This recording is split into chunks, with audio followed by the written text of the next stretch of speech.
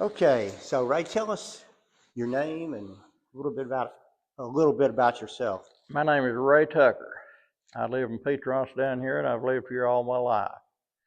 I come out of the military, and I thought I would go to work at Oak Ridge because I had a secret clearance, and I'd been involved in some secret stuff, mostly transportation of probably nuclear missiles. That's what I think it was, but I never ventured a guess while I was over there because you better not. They didn't tell you. They discouraged it, and if anybody asks you what you did at work out in town, you're supposed to try to get identification of them and go report it immediately. I went on a convoy one time carrying what we call a white elephant. It was a missile sealed in what looked like a gasoline tanker, and it was bright colored because bright colors like silver gets rid of heat. It don't absorb heat. And I know we transported one for 3 days, slept in the trucks. And our orders were if we had a wreck, we didn't stop. We did not stop. Whoever's in charge of the convoy stopped. We didn't have one going, we had one coming back. A German tried to break convoy. You don't break convoys over there because they had some hot stuff that was transported over and during a lot of it. When did you start here? May the 14th, 1964. Okay, what did you start as? And how old were you? How old were you then? You had to be 25 years old to go to work up here, and I turned 25 in March. I had to wait till March to go take the test. And it was strictly politics back then. But I was in good shape because I met a politician that was from here. I didn't know each politician then. I didn't know how much power he had. But I ran into him where I took the test at Nashville, and he saw me before I saw him, and he was with the Commissioner of Corrections at that time. And he introduced me to the commissioner and told the commissioner, this young man is one of the best young men in where I live, and I want you to put him to work. And the commissioner laughed. He said, well, that's about as good a recommendation as it don't look like he wanted you to work. And he told me I ought to go ahead and hire you. He said, I'll put you to work tomorrow if you want to go to work in Nashville right now. Let's go over and I'll put you to work. I said, no, sir, I really don't want to. I want to go to work in East Tennessee. That's where I live. How long did you work here? I worked all together for the prison system. I worked here till 1980, sometime in the summer. And then I went to the regional, which was a new prison.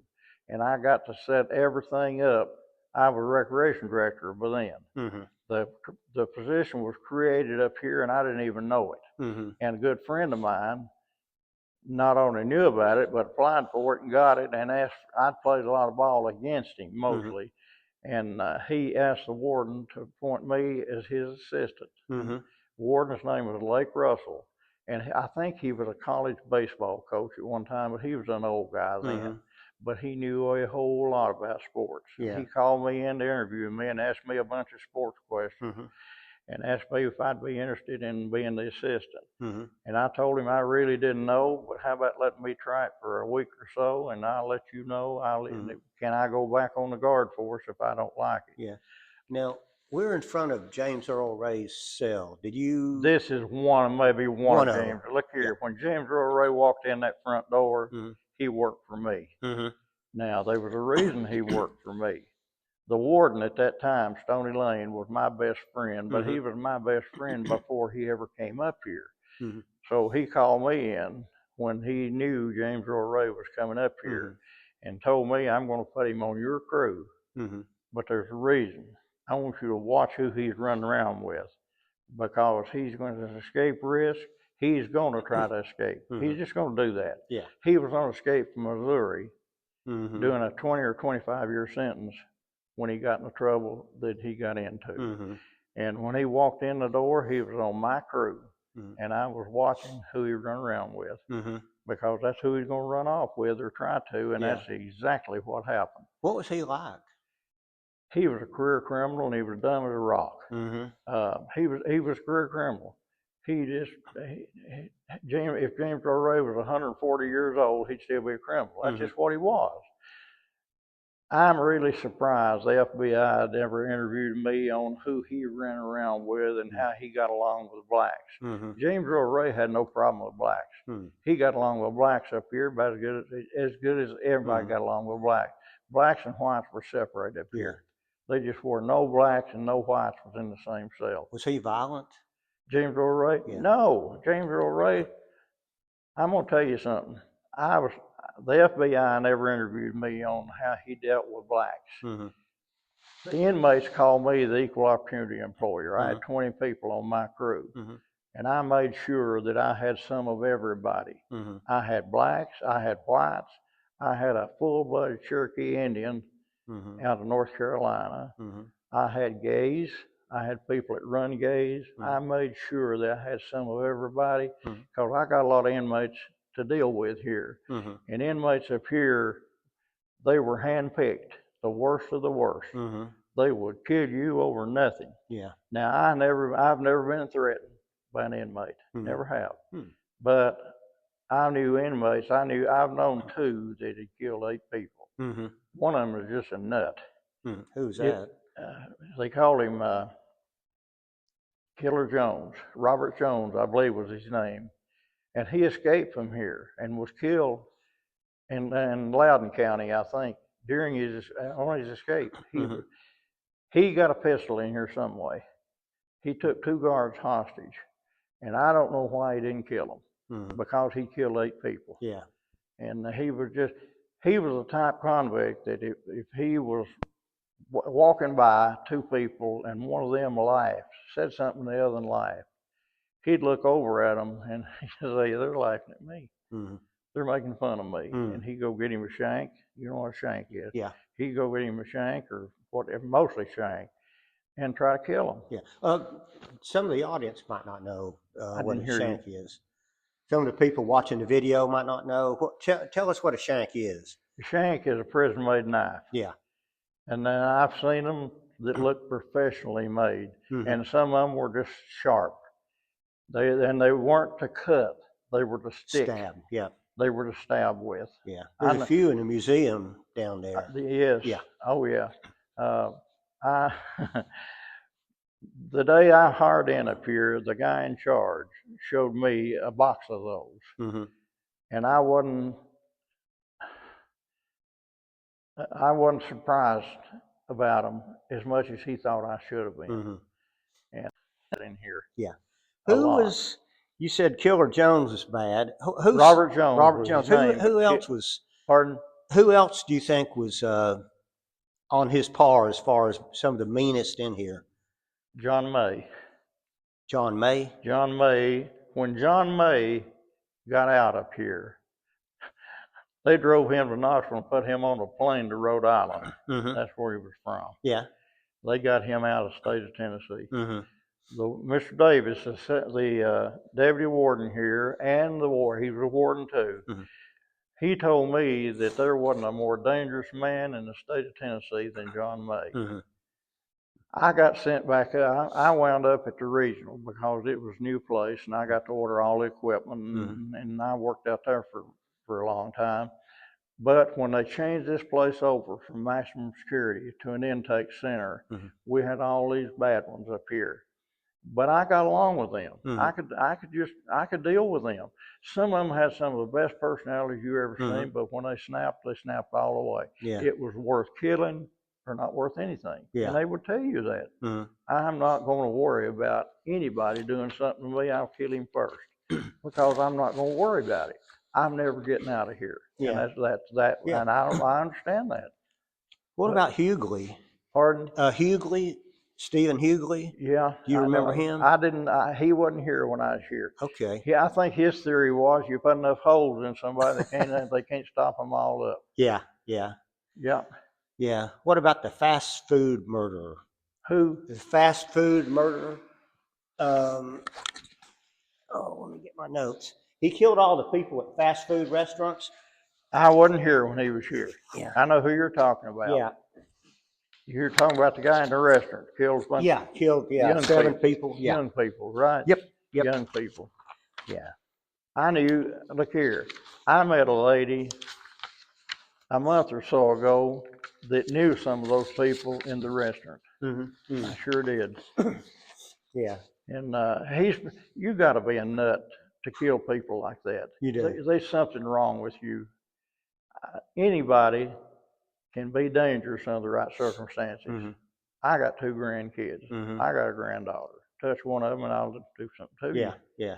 And I won't make an excuse on it. I won't justify it.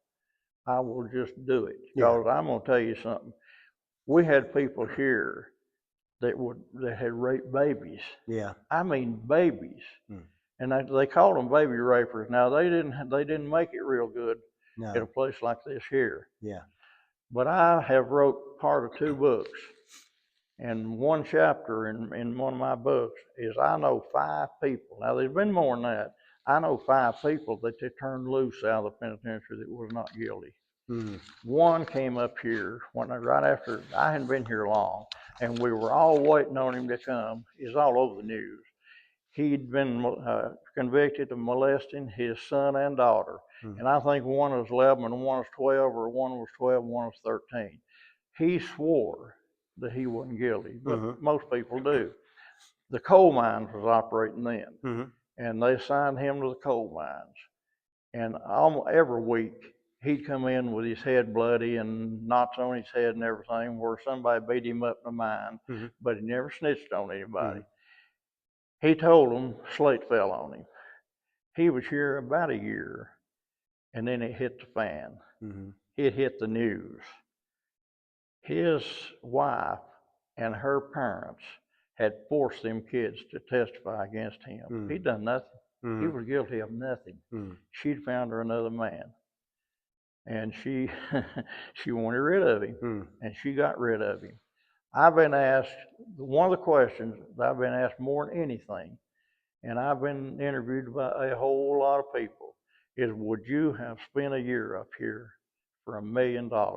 You walk in here just with a number, just like everybody else has got, and at the end of 1 year, you spend it just like everybody else here. At the end of 1 year, you walk out and you get $1 million cash. Would you do it? No, I wouldn't do that. I wouldn't do it because either. you didn't know if you'd make it next day or not. Yeah. But that guy got out. 3 days later, he's out. And I told everybody up here, and I've told everybody since then, if that man had went home and blowed his wife's brains out and her parents, if I was on the jury, he wouldn't get 30 minutes in jail. Nobody will ever have an idea what that man went through while he was up here. Nobody. Tell me about some of the violence that happened here, some of the stabbings. I've got to tell you one. I'm going to tell you one that's so unbelievable. We had recreation in the dining room upstairs right here one night. It was raining, and if we'd went to the gym, everybody got wet. So we had recreation in the dining room, and I was walking around just supervising, and they were playing checkers and chess. And you'd be surprised how many chess players we had up here. You know, I can't play chess lick. I never tried to play chess. And but they were doing everything, and horseplay is not allowed. No way, because the people we had, if somebody's horseplaying and maybe hit somebody a little too hard, then next thing you know, you got to kill him because they didn't play. Nobody threatened anybody up here. That's the worst thing in the world you can do is threaten somebody, because you just tell them, you better get me before I get you, and that's exactly the way they looked at it, and then they just did. I understood it. So I turned around, and the guy was hitting another one in the back. And I grabbed his arm. And when I grabbed his arm, I seen the shank in his hand. And I had a whole bunch of thoughts right quick. If it had been a guard he was stabbing, I would have balled up on him, and I'd have probably got cut. But I'd have held on to him. But I'll be honest with you, I'm not going to get killed over a baby raper. No. Because that may be who you get killed over. Yeah. And I'm just, you can call it anything you want to. But he got loose from me, and he ran all over the dining room up there, and he ran over me 3 times, and me trying to grab him and get away from him at the same time. And finally, he hemmed the guy up. The guy jumped up and run. And over here next to the door, dining room door, he hemmed him. He got him over there against the wall, and I could see the blade. He had his shirt off. I could see the blade disappear in his side, and he's pouring the blood in his back. But he hit the floor and was laying on the floor and was kicking that guy off of him. And by that time, 2 officers and a sergeant got to him over there, and I got to him too. But they had sticks. You know what one of the sticks is? They got two kind of sticks here: the short sticks and then another stick. And the long stick looks like a ball bat, but it's not used like a ball bat. We had a sergeant up here that used to be on the police force in Atlanta.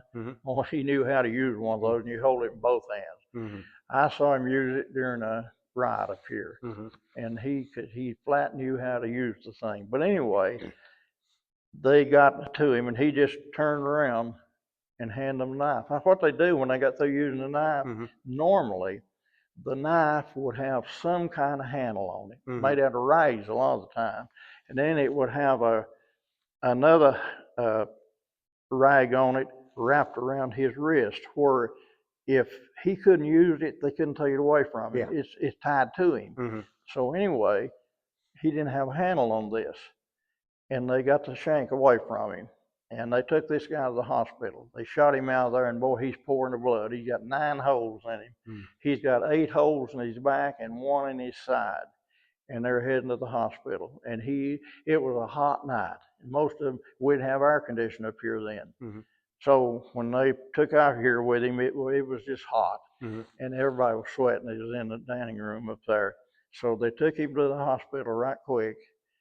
And within an hour, they was on the way back. The knife, what I was hearing slap like that, was the knife didn't have a handle on it. The guy took a contract to kill this other in here. If you and I was on the floor fighting, he may jump in and stab either one of us. I know him really well. I knew him well. In fact, I've had a call within the past 2 years that asked, did I know him? And he was standing next to the guy, or that's what the guy told me. Said he's standing there and you knew him, and you was in the dining room when he stabbed the guy. And the guy was right. I was. I sure was. So anyway, they brought the guy back. 9 holes in him. The knife didn't have a handle on it. And what I was hearing is every time he was stabbing that guy, his hand was sliding down that the blade. All it was a slick piece of steel, sharpened off to stab with. And every time he stabbed him, the knife was penetrating not over an inch and maybe not that much. And he had 8 holes in his back, and wasn't one of them went over an inch. And we all up here thought he was really bad shape. They put Band-Aids over them holes in the hospital over yonder. That is too good a story to tell, because you can't make that story up. No. And it's comical what it is, but it's not funny. But it is once you think about it. That guy didn't know. Now here's the kicker. The clinic was next door, and they run over there. And I want you to remember this thing. 2 medics were working on him. He's pouring blood. And one of them has got the little lights you shine their eyes you see in the movies. I think the pupil or whatever gets a reaction from the light. One was doing the blood pressure, and one was using that light. Now, the one using the light told the guy that was taking his blood pressure, we're too late. I got no reaction.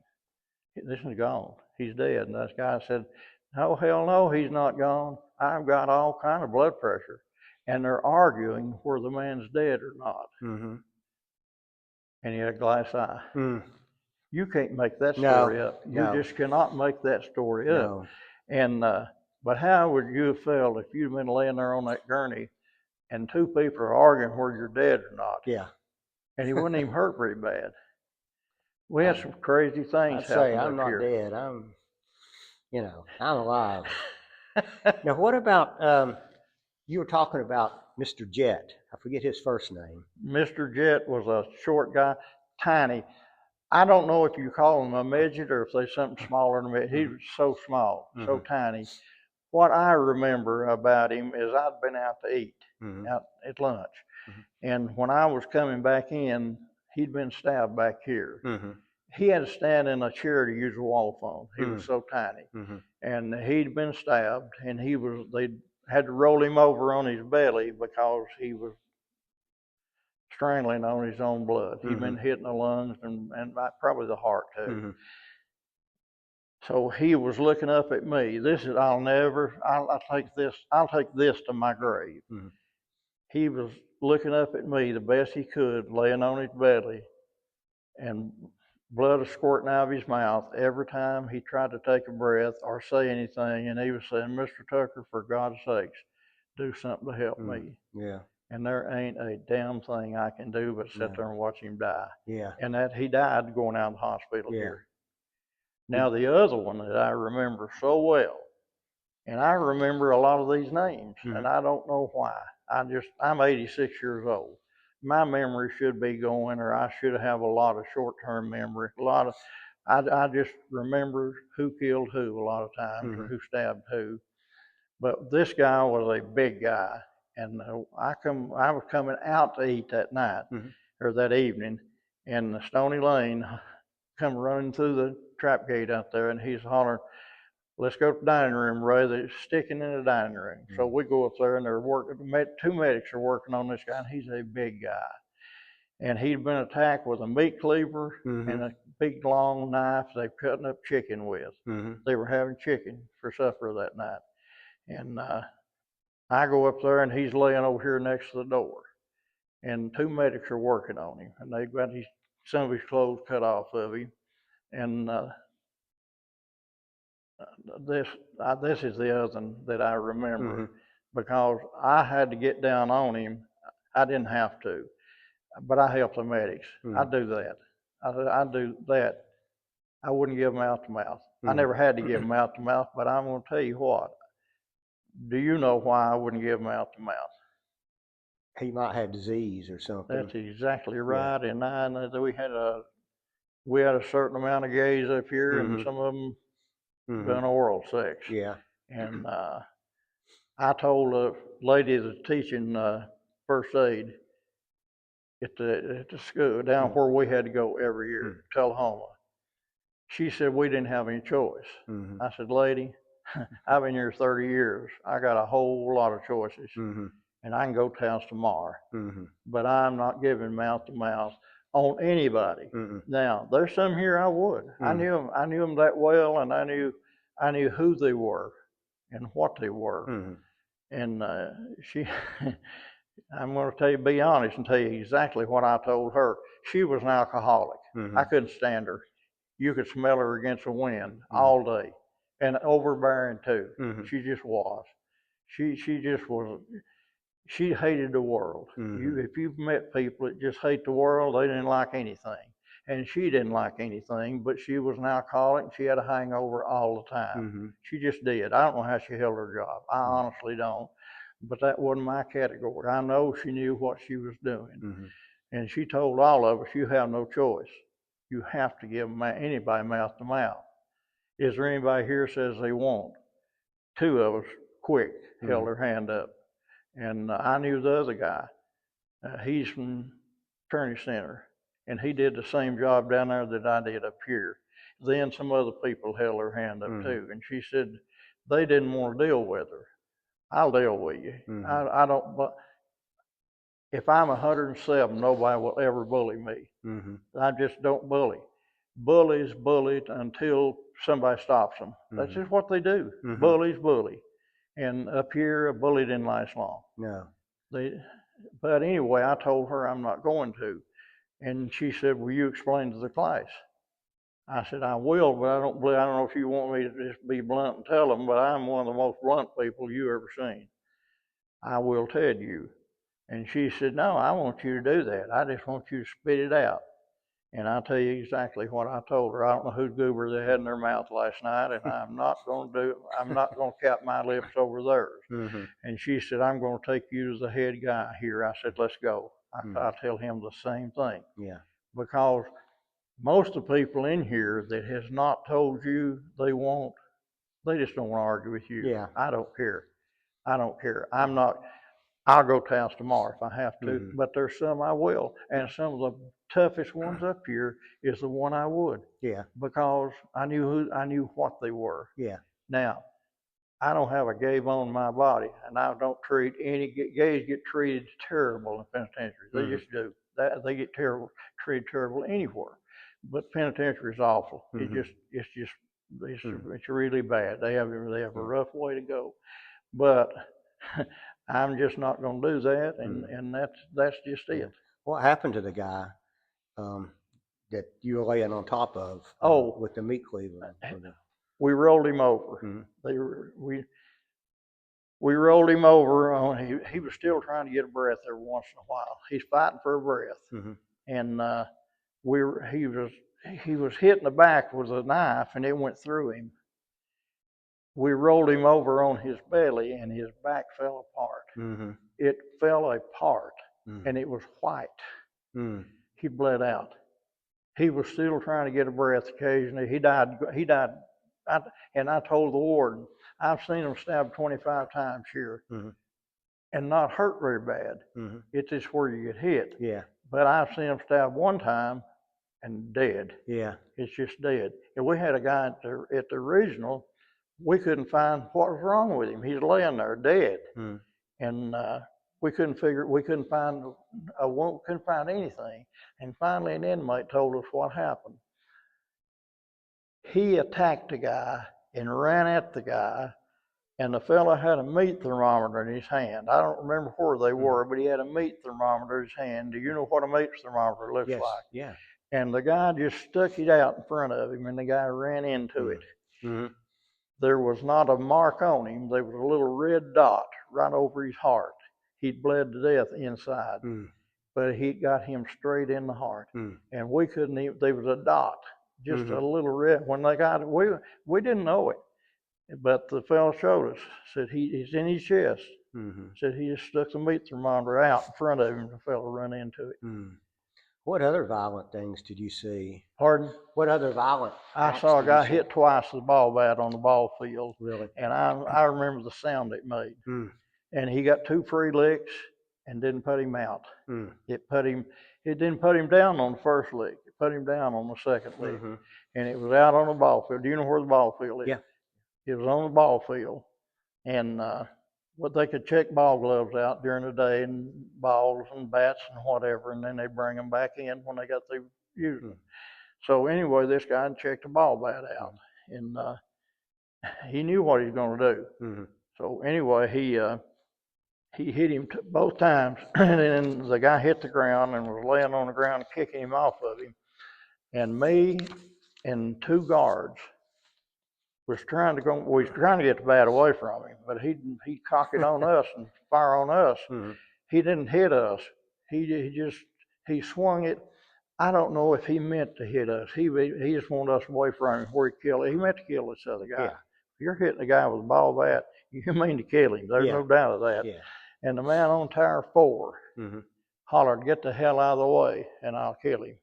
And he threw the bat, I bet 30 feet straight up there, and put his hands up.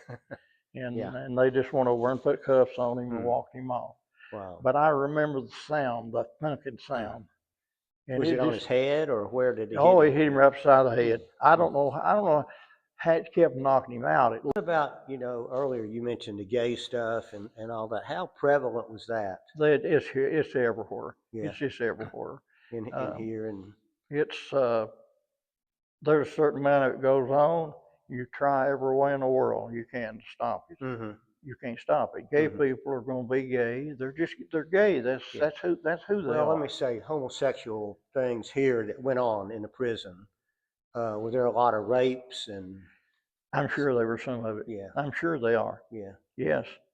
But a lot of it is just that's who they are. Yeah.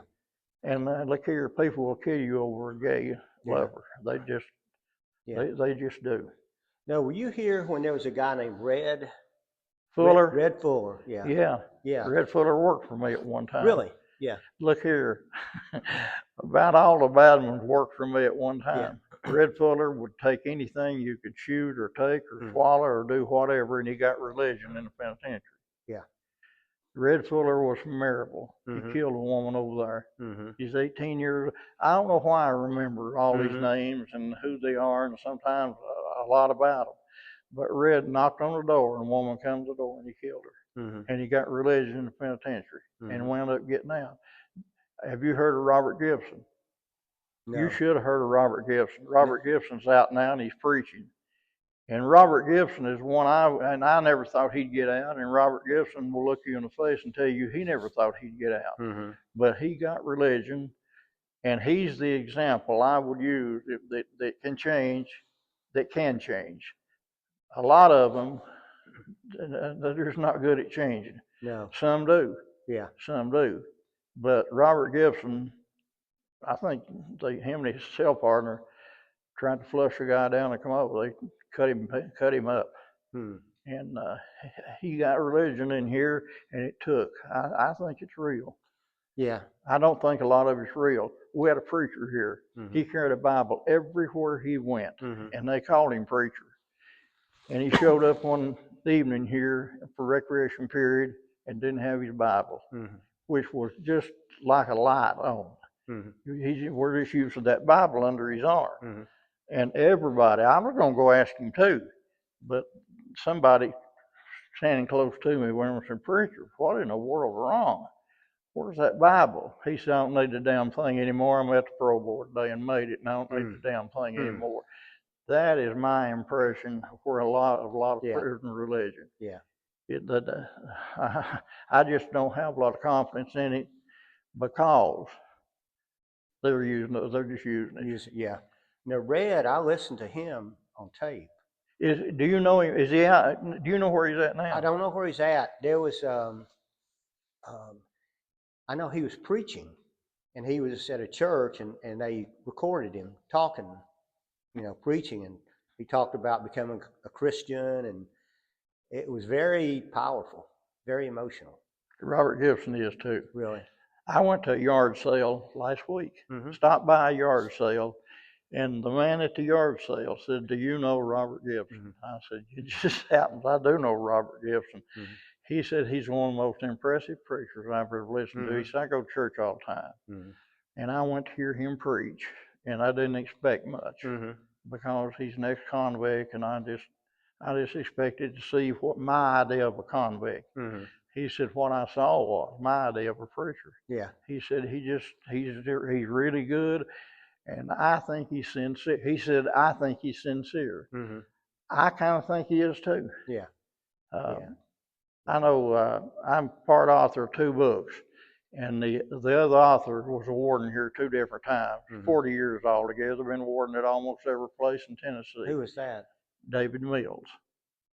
And he knew Robert Gibson really well. Is David Mills a heavy-set guy? He is now. Yeah. He wasn't at that time. He wasn't then, but he is now. And he's really heavy-set. Yes, yeah. A guy from Los Angeles, California, came right here on the other side over here, flew in here to interview David and I. And that's I think that's one of the things they talked. They interviewed both of us. Interviewed me about an hour and a half, and interviewed David about an hour. Yeah. And but I've seen a lot of the people come in here, and I'm going to tell you something else. I wouldn't let a preacher in the penitentiary from a standpoint of they come in here hunting the good in people. Now there is some good in some people. There ain't a whole lot of good. If a guy's raped 9 babies and murdered their mamas and all that stuff, that's the people that'll run over there, and they talk to preacher's wife first. Because if they get on her good side, they think she's going to put them on his good side, and really that's the way it works a lot of times. And they buy the story they get. He's in here for. They treat him awful. We had a guy here, and he helped take a hostage here. We went. I was in the crowd. I was in the bunch that went and took the hostage back. And he had a pistol, supposedly. Turned out to be a bar of soap, whittled out like a .25 automatic, wrapped in tinfoil, and it looked just like a pistol too. He wrote letters to newspaper all the time from here to Knoxville. And what he would write was he'd committed one crime. He'd been in Vietnam. He had his helicopter pilot. We was talking here one time and said if the helicopter landed somewhere and flew a prisoner out there, he's waiting. And they just zipped down, hit the ground, and he's waiting over there somewhere. He jumped in it and he flew him out of there. Well, just after that, one flew right down low here. I mean low. And what the guy had chartered a plane, reporter chartered a plane. Or is he plane? I think it's a helicopter plane, but I believe it's a helicopter. And he flew real low, and all the guards had that fresh on their mind, been on TV. And they was out with shotguns, and he didn't realize what they were doing. Then he landed down here. Ambulances come in down here from all around where they've had an accident of some kind, and they can fly a helicopter in right down here and land. It's a good place to land. And that's where they landed. And son, when he landed, they had a whole bunch of armed people down there waiting on him. And they got on him pretty good. They talked pretty mean to him. And he got mad at them, and he didn't want to talk mean back. And they told him how close he come to getting a helicopter shot out from under him. And then he realized he seen that same thing on the news that we had. And then he got awfully humble. I mean, really humble, because it could happen. People will try anything. That's got enough time. It's desperate enough. The up here when James Earl Ray run off, the officer on the tower sat on his dead rear end and couldn't pull a trigger. If he, and here's what I tell tours. I take a tour through here, and here's what I tell them. They're grown people. If there's kids in the tour, I talk just a little different. But if it's grown up, I tell them if the guard had let a loud fart, they would not have went over the wall while he was so close to them. If he'd have fired a shot of any kind, they would not have went over that wall. Now, the guard that started the ball rolling was on tower 3, and over 100 yards with a .22 rifle, he hit one of them twice, going over the wall. Jerry, he used to work for me. But he hit him, creased him around the head. He addled him. Do you know what addled is? No. Well, he wasn't unconscious and he wasn't conscious. Okay, yeah. And he fell on hit him in the arm, I think, and hit him up, creased him around the head, and he was laying at the foot of the wall back here. And that was the smallest officer here. The smallest. Linwood Butler was his name, little bitty guy. But he started the ball rolling. That guy sitting over within 50 yards. Just let him go. Didn't do nothing. Now he got fired and then went through civil service, and they put him back to work. And I'm an employee person, but I don't know how in the world they put him at work. I don't have a problem if you can't shoot somebody. You just have no business in a place like you have no business to put yourself and all of us in that much danger. You don't need to be here for not sure. Here, not in anywhere you carry a gun. Because look here, let me tell you what some of the people did here. This is kind of a redneck area. Several people told me after it's all over with, they left their car sitting out over here on the side of the roads with the keys in it, where James Earl Ray could get away. But James Earl Ray was in here convicted of murder. The others were too. And if a guy's on the run and you're in front of him, he's going to do what he has to get by you. And if it's killed you, you're just dead. Yeah. Not really any second chances here. You make a mistake, you're gone. No. I tell you what, we had a few here that I never figured why they were here, but a few, because they weren't the inmate that we expected to get when they come in here that would do anything. I mean, they would tell you, if I even have to wonder if you might do something to me, I ain't never getting out. I'm gonna kill you. And I'm not gonna hurt you. I'm gonna kill you. Life meant nothing. One was telling me that he was killing a guy, in the penitentiary, not here, it's some other penitentiary. And he's a smaller guy than him and had him down and stabbed him. And the guy was screaming and hollering, and he was saying, "Look here, don't make so much racket." Said it'll be over just a minute.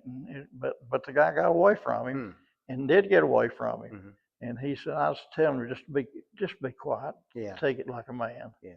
Can you imagine somebody killing somebody and it's means no more to them No. than that? I don't know.